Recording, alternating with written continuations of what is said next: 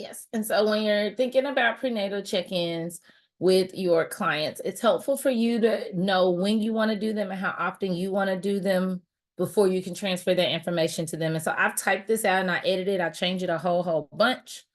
But I've just pretty much let them know, I want to do that first visit sometime between 22 to 32 weeks.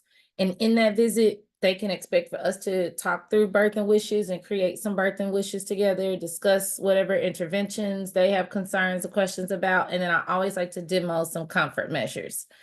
Through before and after the prenatal check-ins, they're giving us that information that fills in the gaps. What was blood pressure like? How often they've gone to the doctor? Before 32 weeks, they're going to the doctor every 4 weeks. And so it really doesn't make sense for you to be meeting with them more than that. But it's totally your preference. Like, we're an unregulated profession because you get to choose that. Between weeks 32 and 36 is when I like to get that other prenatal check-in too, but I also encourage my clients to be looking into childbirth education and breastfeeding education classes. If that's not something you offer in your practice, partner with another doula that does.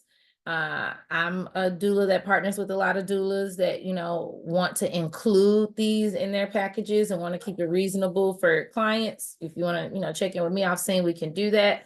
But, I'll give you a code.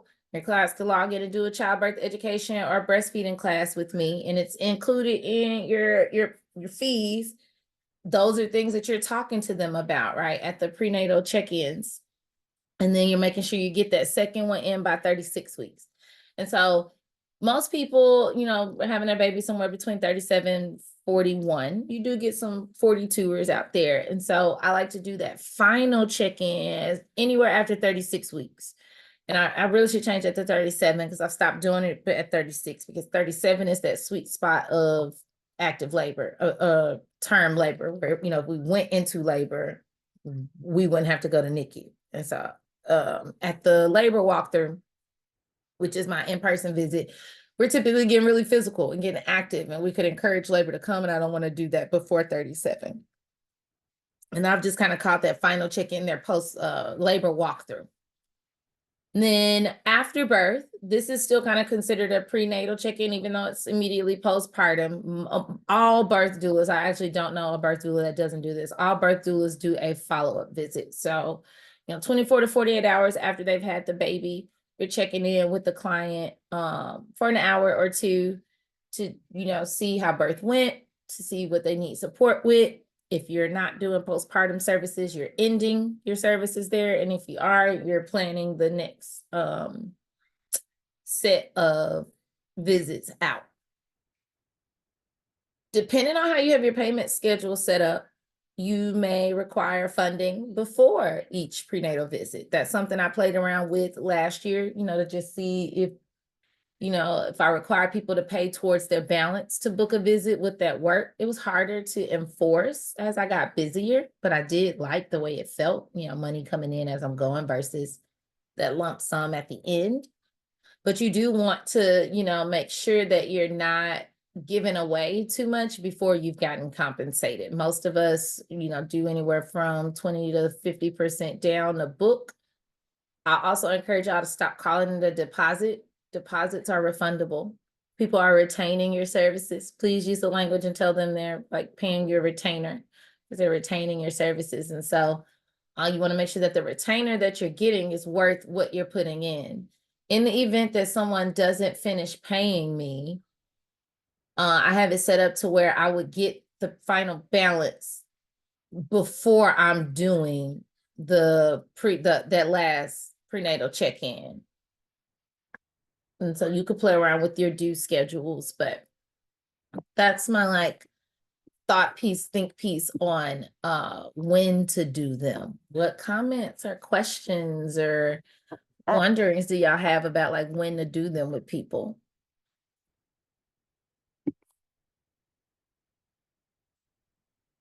Because I've had some people come into me at 35 weeks, right? And so how do you do 2 prenatal visits with somebody that comes to you at 35 weeks? Very possible.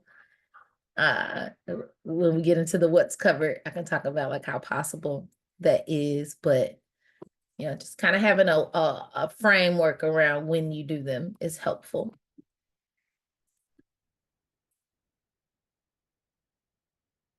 All right, so I'll move into where to do them. So you can do your prenatal visits, y'all, wherever you want to do them.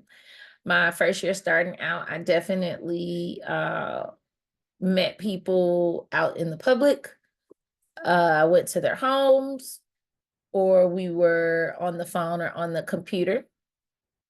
I enjoy face-to-face visits when we're doing hands-on stuff. I like virtual visits when there's digital information or resources that I'm connecting them with, because I don't have to print things. I don't have to carry things around with me. I have to fight traffic. It does require some prep work on the front end, making sure you have, public links and things accessible for clients, but figuring out where you want to do them is helpful. Where are y'all currently doing your prenatal visits or thinking about doing your prenatal visits? And y'all can either type it or come off mute and talk to me, please.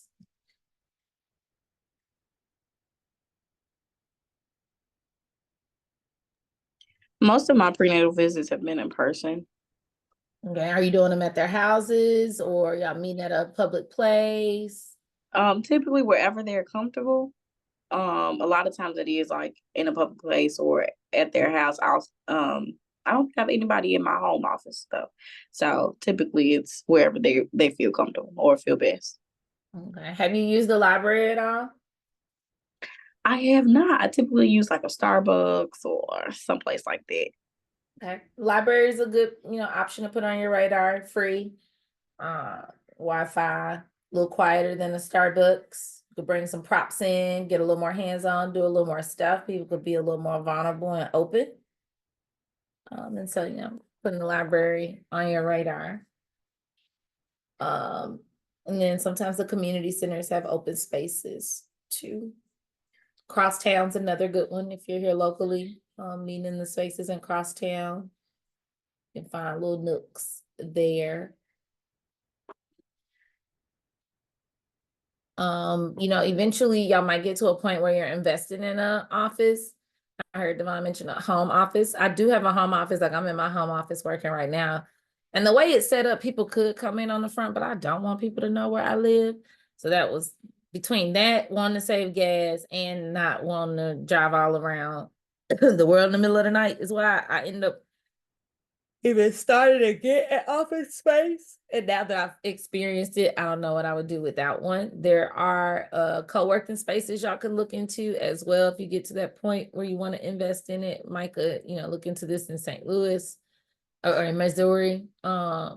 Co-working spaces. I did a co-working space for 2 years and it worked out really, really well.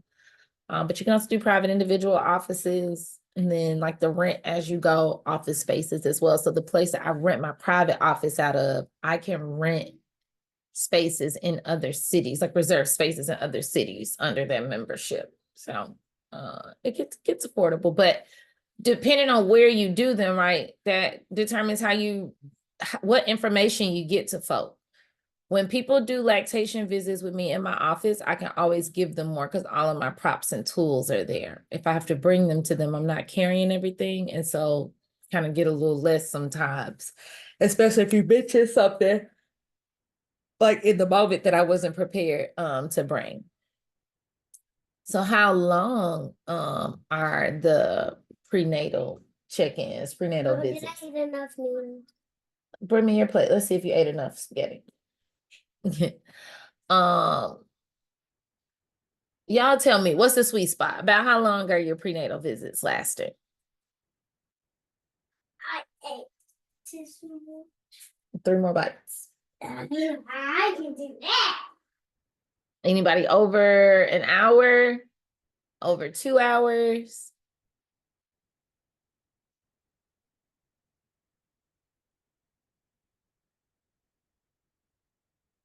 Oh, okay, 1.5. I like 1.5. I always definitely add on that half an hour. I whatever I set the time for, I add a half an hour on extra on the person's calendar just to make sure we got wiggle time. If we're done before, it looks like I'm giving you time back, but there's a smooth 15 to 30 minutes always added on to anything that I'm doing.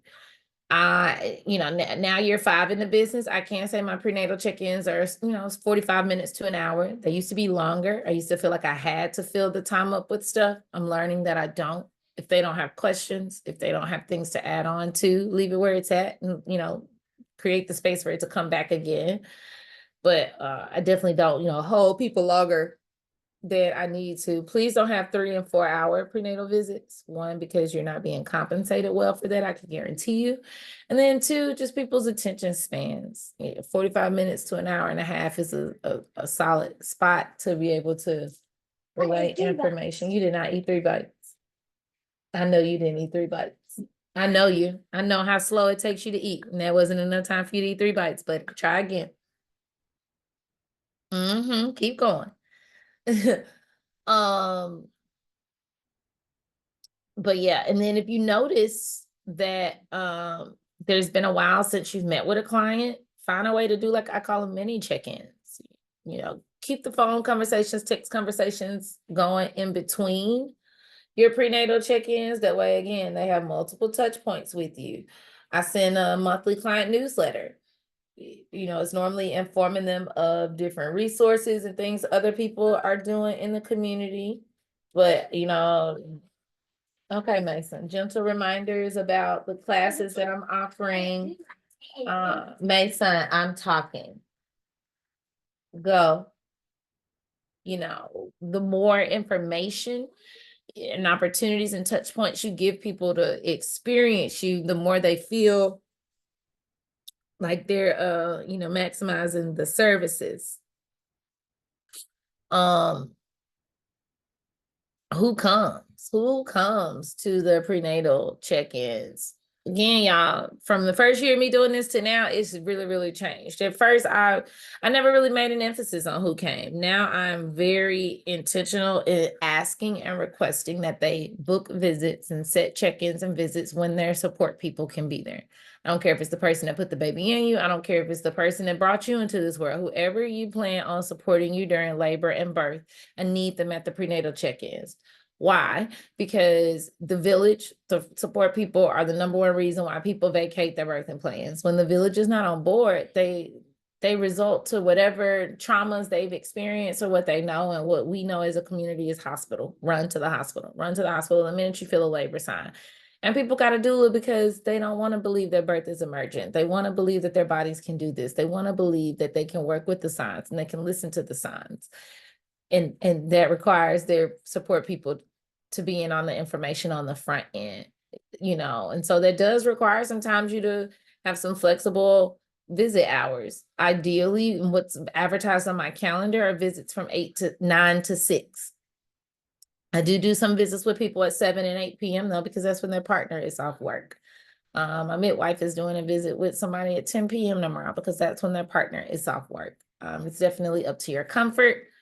But you want to make sure that, whoever is coming is somebody that's useful, somebody that's going to be a part of the birth and journey. And then they feel safe asking and answering questions. And then, when you ask them in advance who's coming so you can prepare some information for them. I love knowing that the dads are coming, so I make sure I have a slide or 2 or a resource or 3 for the dads. Like, it's not, just about support people and grandparents and other kids and things too.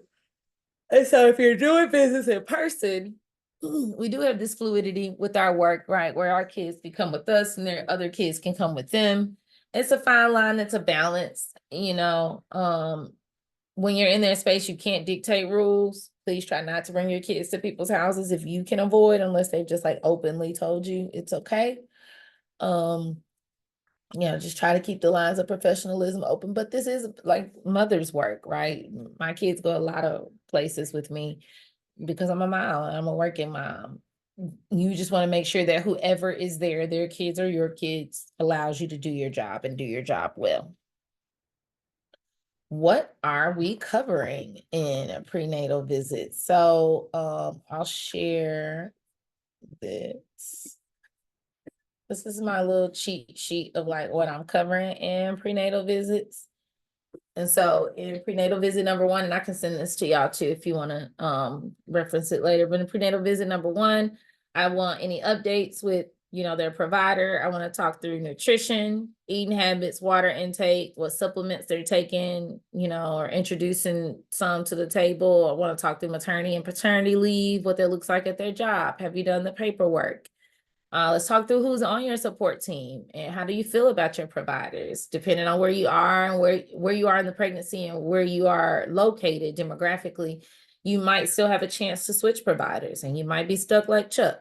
Insurance matters too. And so we process that.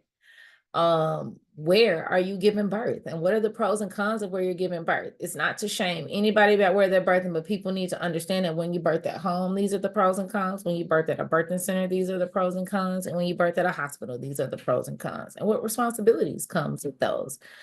There are policies that, you need to make them aware of, you need to be aware of as it relates to birthing locations in our city, your city, and COVID-19. So become abreast on them. What interventions are, possible, name worthy at the location where they're birthing, the pros and cons to each. They're normally either going to look at a birthing plan and come back with the finished one. If the time permits, we'll start to work on it in the visit, but definitely process the birthing wishes together. We talk through genetic history and family's birth, and how that plays a role in our journey. In advance of the first visit, I ask clients to share relevant pregnancy history, histories of miscarriage, histories of preterm labor, histories of postpartum depression, long labors, things like that. So I can know as a doula what to prepare for, what resources to connect with. I'm reviewing urgent maternal warning signs until we're 37 weeks. And then the teacher in me always gives them homework. Like there's always a homework assignment. And it depends which homework. So there's just like a set sheet of homework that I show you. Y'all want to see my PowerPoint that I go through?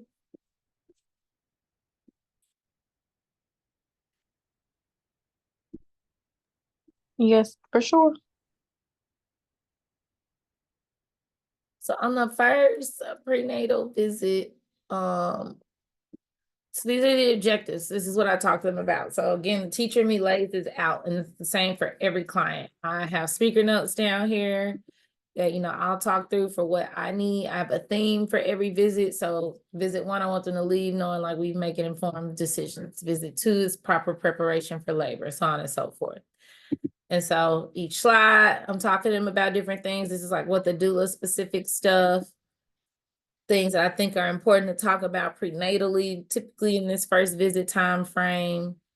Again, like notes down here for me. Again, my first visit is normally happens somewhere between 14 to 28 weeks. So this is an appropriate slide for me. Physical discomforts. I got that information from the Pampers New Parent Guide. The next roundtable I'm going to do will be on like getting on resource lists and how to get a lot of the free stuff that I get sent to me, because people send me so many things, y'all, and I just give it to clients now at this point. But so this is a cool PDF that clients can access. It's a guided book. This is the urgent maternal warning signs. Oh, I spelled symptoms wrong. Medications that are safe in pregnancy. Talk through nutrition, exercise. These are some graphics that I got from the Educated Birth Worker. It's a cool resource to, get some things from. A lot of this. So this presentation was born in year 2 of What the Doula, because I got tired of having to print stuff out for people all the time. And it just made it easier to track myself going through the visit. And I've just added to it every year. Like I tweak these PowerPoints often. I talk through informed refusal, hospital policies and procedures. So I'll normally go on here and like edit or add what is being updated in the local hospitals, like what the procedures are. Interventions and preferences, talk about a baby registry. And then I get into just like small things. So people normally need some information on delayed cord clamping, and then there are some hyperlinks they can get to on it. People normally want to talk about newborn interventions. I got 2 different birthing plans they can look at, or a worksheet. We're gonna talk about the 511 rule, I leave space for questions, and then they have homework. But let's say this person was a little further along, the homework might look a little different. So I just have two different options of homework plans. So I, hide or unhide. Real low lift. That's typically what I'm going to cover in prenatal visit number 1. What questions y'all got about that?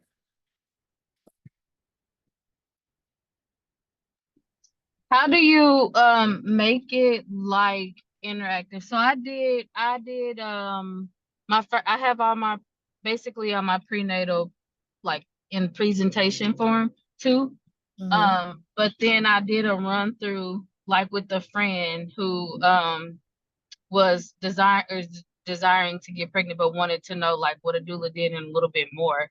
And from my slides, she said it's a lot of information, very overwhelming, but stuff that she needs. So how do you give them what they need but not make it overwhelming for them to digest the Yeah. material that you're kind of trying to give them? So McKenna. I toggle with sharing the screen and not sharing the screen, so when I go into like the physical discomforts, I'm typically going to do this and I'm going to talk through the physical discomforts. And someone will be like, what are you experiencing in your body? Give them some time to talk to me. I might not have to go through everything that was on that screen. I might have to, search for some other stuff in another screen to be able to add on and help. But like drawing information out of them, I have questions on the front end that you'll see down at the bottom in my notes that'll kind of extend the learning or draw information from them. When it's prenatal check-in number 1 is a little more me heavy because it's just a lot of like set up how to get into it. But in prenatal number 2, I feel like I do get a lot more opportunity for them to get interactive. We play Jeopardy. We do like a crossword. You can do some different things, activities, do polls, surveys, you could send them videos in advance. I watch videos. So some of those hyperlinks in the prenatal check-in number 1 were hyperlinks to videos I could click and we could watch together. Those are some of my just like immediate suggestions that come to mind. But yeah, most of the time when you just have something that they can fill in or answer, engage with, they'll normally like that. Cahoots are really fun too. If you wanted to do like at the end of my childbirth class, I normally do a Kahoot. So that's fun. They like playing games.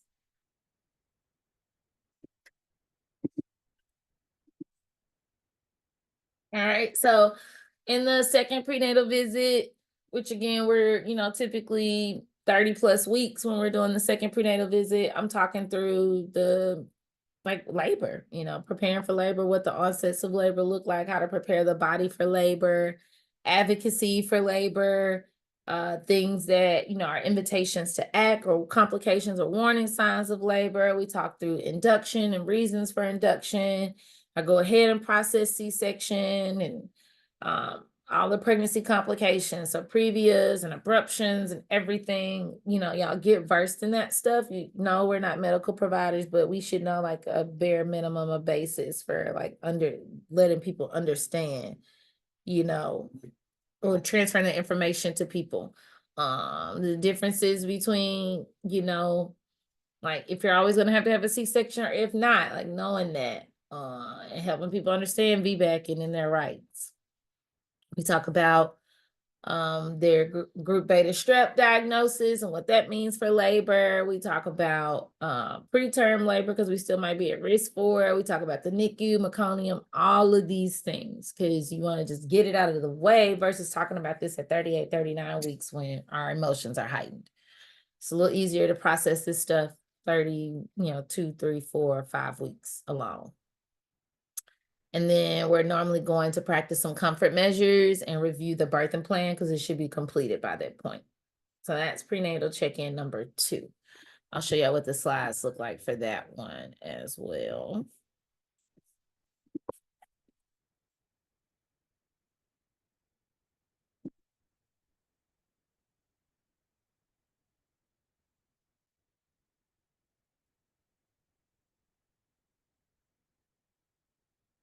Did I change 1 to 2? Cause that's fine. This is 2. Share screen.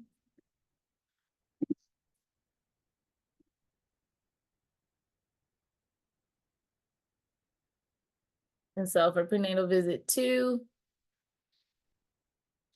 getting proper preparation, all the things we're covering. And so prenatal updates, talk about hormones in labor. And so sometimes, Michael, like I would play I have a Jeopardy lab that I play in my childbirth class. It has the hormones as a column on there. I pull that up sometimes here and do it. There's also a video down here. Sometimes I show 5 signs that you're in labor. Talk through water breaking and what that means.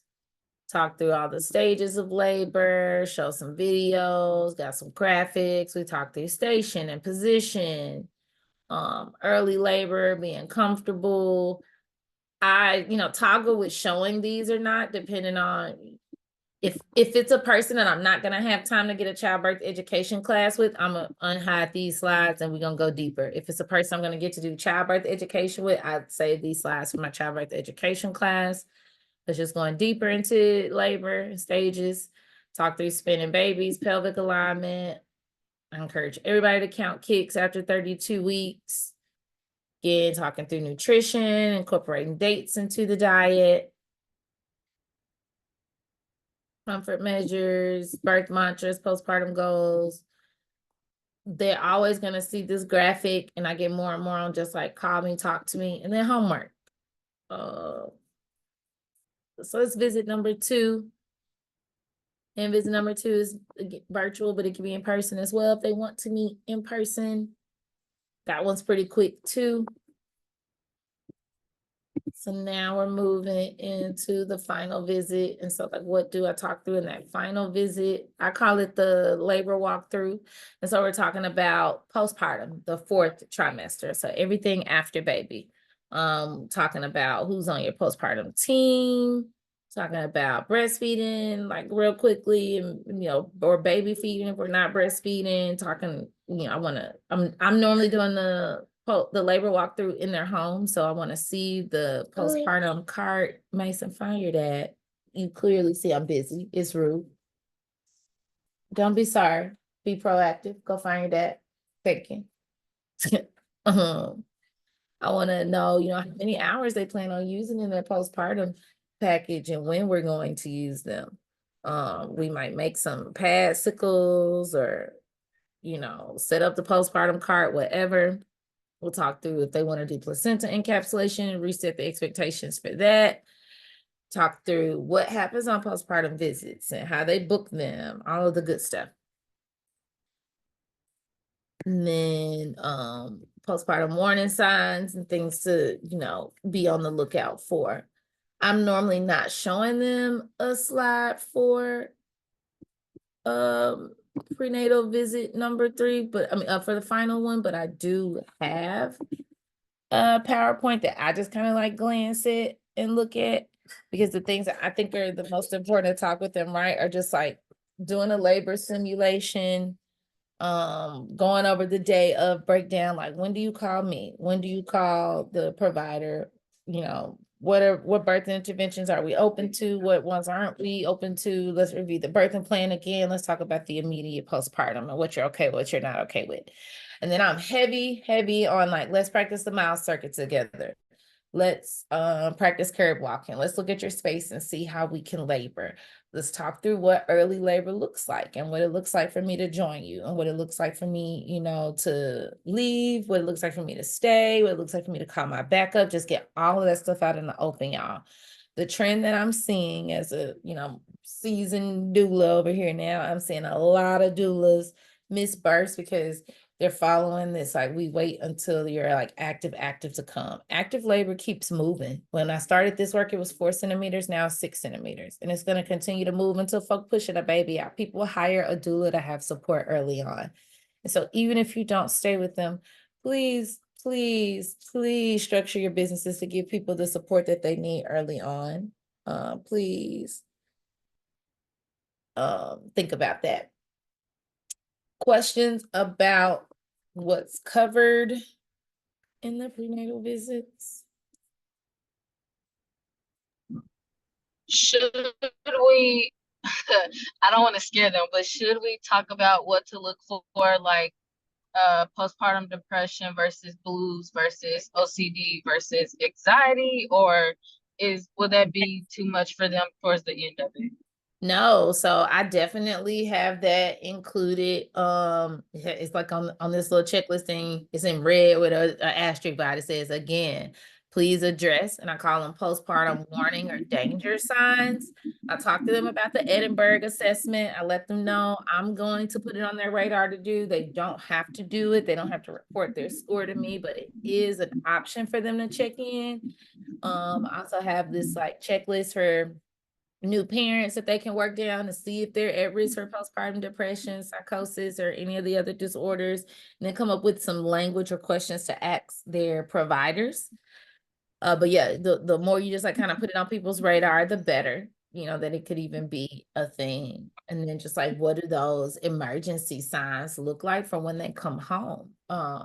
Most people are in the hospital 24 to 48 hours, but if they're birthing at a birthing center, they go home in 24 hours. If they're birthing at home, they're at their home, alone, or, with their support person for 24 hours. And so what does it look like in that immediate postpartum health wise?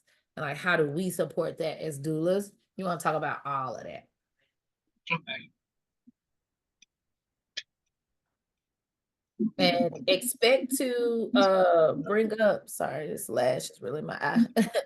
Expect to bring up and check in on their postpartum mental health ongoing if you have postpartum out. I'm normally asking them on one of my postpartum visits, like, have you seen a therapist since our last visit? Have you taken an assessment since our last visit? Have you cried since our last visit? Have you felt overwhelmed since our last visit? Things like that. Okay. Yeah, I made a little I have a little, well, I won't call it little, but I have a workbook I worked on that was going to be like my prenatal thing, but then I was just like, this is more so like for them to check in with themselves, kind of, and then we can just use that as a guide to like talk through what they've been feeling. I like that.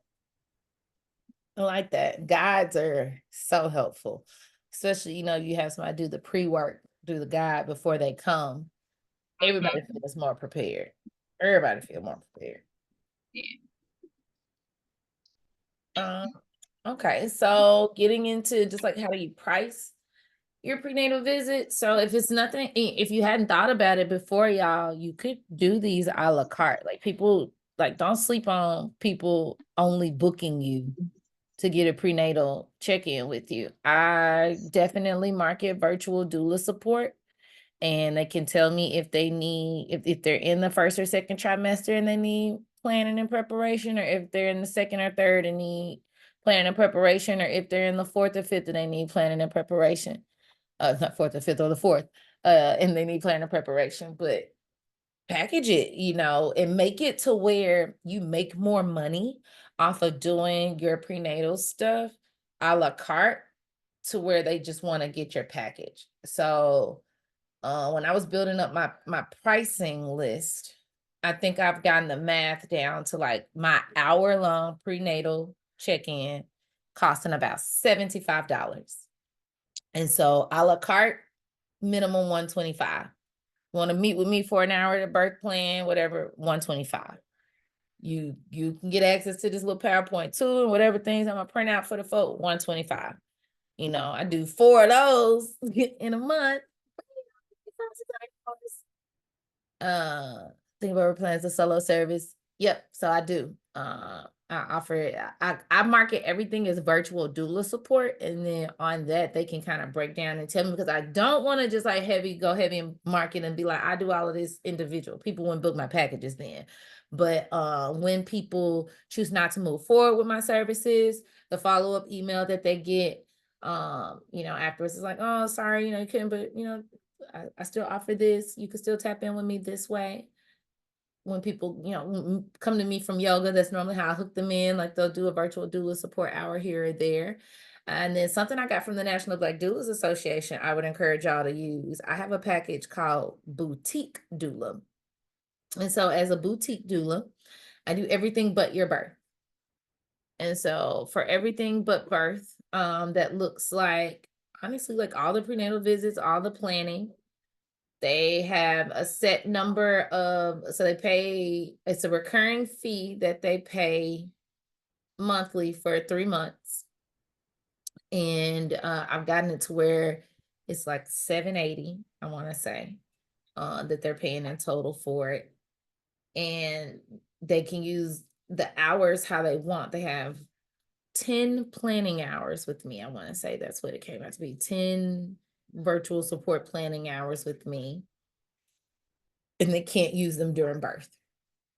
I've had a nice amount of people book it because my doula package with birth and postpartum starts at $1,400. And so 700 something to get everything but birth people like. And I actually had a person book that. So they booked that for $780. And then after they had the baby, they came back and they booked postpartum services with me, like a full postpartum package. And so, sorry, I saw a bug I was trying to get.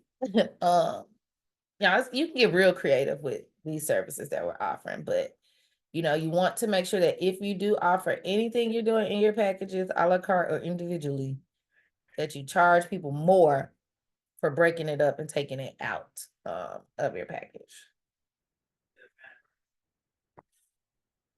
And so I know that was probably a lot of information. I do have two more things I want to show y'all. It's a bunch of different ways you can do this. When I first started, and I will drop this in the chat for y'all now. So here's a sample Google form, prenatal visit that I do, that I give when I'm coaching people.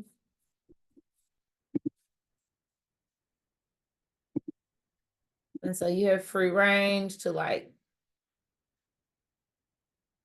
take this, make a copy of it, edit it how you want, but add your logo and stuff in here, date of the visit, what's the client's full name, who's present at the meeting. So it's helpful here, when I put like Jessica, cousin, whatever, like writing all that down.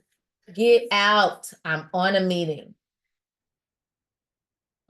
Weeks pregnant, estimated due date.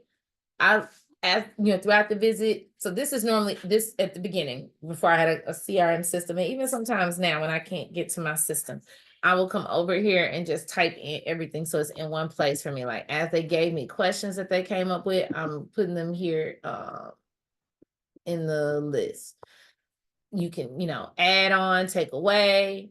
What are the physical things you're asking about? Notes for each section, emotional things. I check in on sleeping, diet and nutrition. Yeah, if you didn't want to use slides, you could run straight through this Google form and like ask people questions, add on and take away whatever it is that you need. I think this is really important down here. Some notes from their most recent, provider appointment. And then planning the next visit. When are you meeting again? So it's on everybody's radar. And so I dropped that in the chat for y'all. Please, feel free to utilize it. I kind of do the same thing for my consultations. I use a different form now. I have so many forms, y'all. So yeah, same thing. Like I have this form open and I'm filling it in. So it's on the like taking side for me. I fill it in. These are the questions that I'm asking as they tell me stuff about their, provider, whatever. I'm putting that on here. And then I have it to go back to and reference later. And so use Google Forms. It'll be your best friend. Other resources. The Mindful Pregnancy. It's a little expensive, but it was a resource that was totally worth it. Y'all, like, look at all these goodies. I take so much of this. So like, Mike, I know you were saying you were working on a workbook. Here, all this stuff already out here. Bought that girl workbook so quick and just utilize this stuff. I ain't even got the time. 132 pages or whatever I want, however I want to use it. Copy, paste it, emotions tracker. Like, y'all just look so different for everybody. So this one is the Mindful Pregnancy. Put that in the chat for resources. There's a labor toolkit. The labor and birth toolkit. Love this one. This one is from the Educated Birth.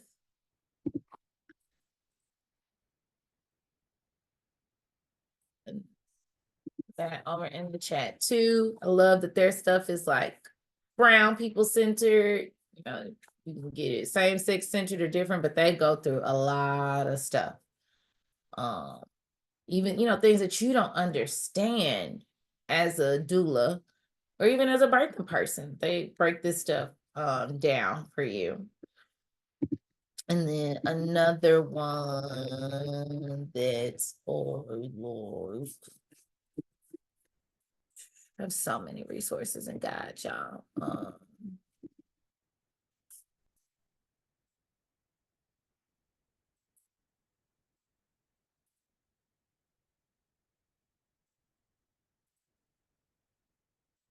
Pregnancy, infant, newborn.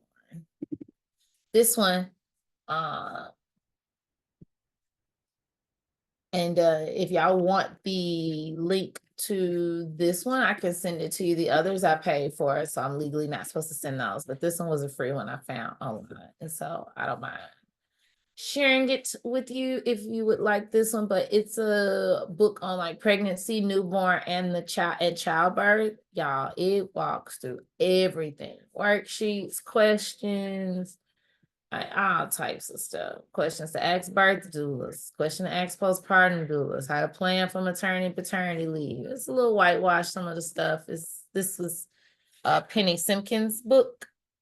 Yes, please, for the link of the guide. Got you. I'll make sure I will send the Google guide through Wix so you can get it, because I don't think the chat's going to be saved once we come out of here.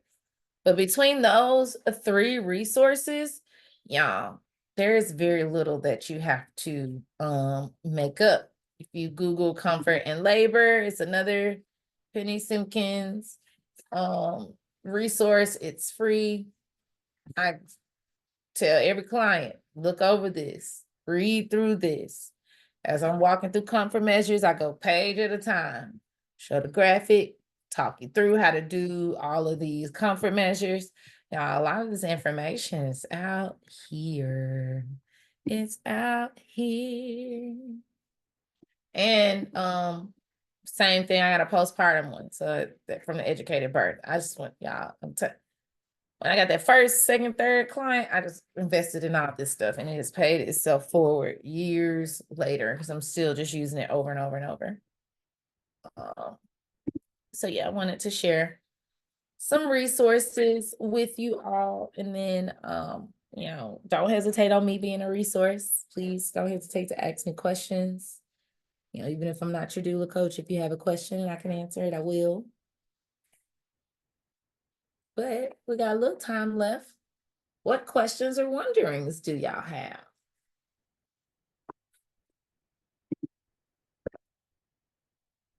Dropping the Google Drive thing in there, but I'm gonna also just go ahead and send it from Wix. Anything y'all still want to know about prenatal visits?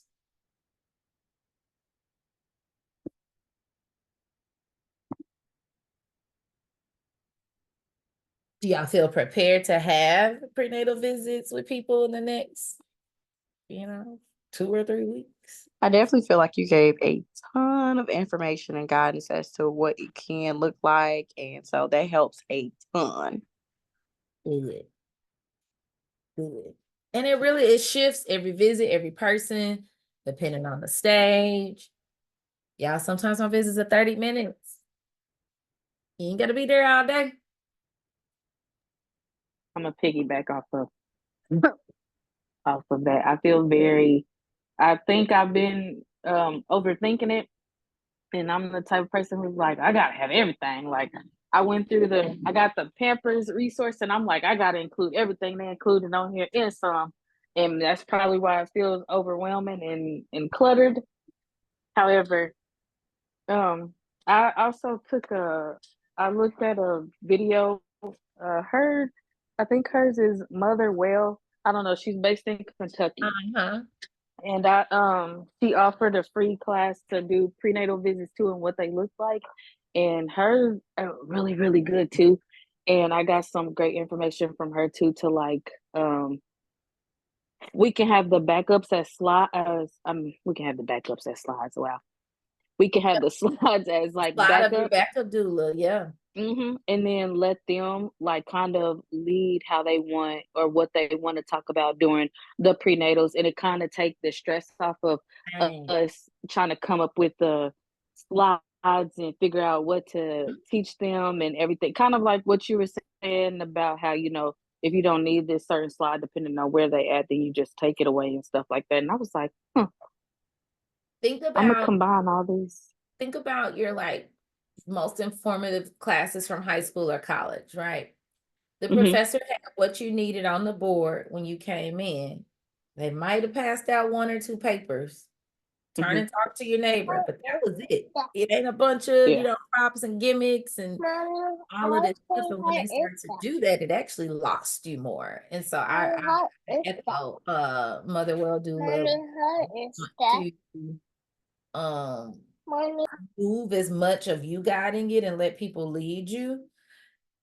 Girl, they'll tell you they learned so much. You like, I ain't said a thing to you, but okay, because they got out everything, you know, they needed to get out. Thank you for mentioning the Pampers thing, because I forgot to show that too.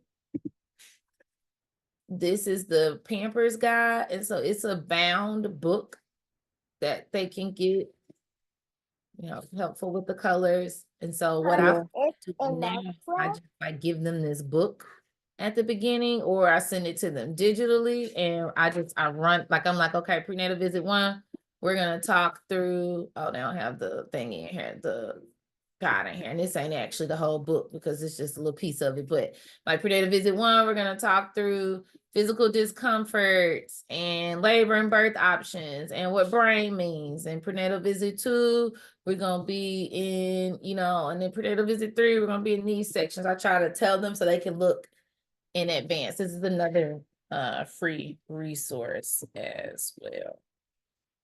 Pampers, new parent guide. Yeah, and they come with, when I tell you they send me so much stuff, I was not expecting that. I was just expecting the guide, but they send you guides in Spanish and English, and they send you the big Poster poster board. boards with the stations. I haven't even touched that box yet to see what all they sent in there. I just seen the first 2, but big poster boards, and I was like, this is gonna come in handy. Yes. But Okay, they send you a to lot of stuff. utilize it.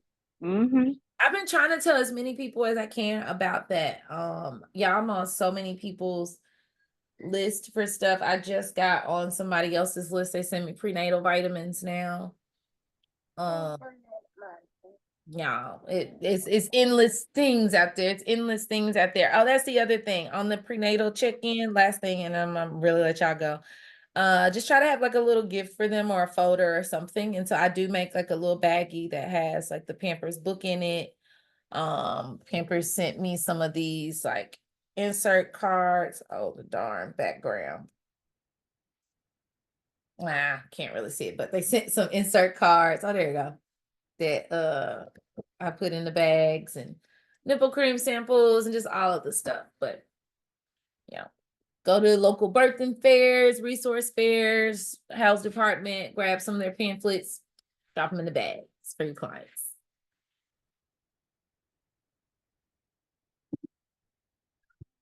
Well, if y'all don't have any questions for me, I'm going to let you go. I'll stick around if you do have some that you don't want to ask, whole screen. I forgot I was recording.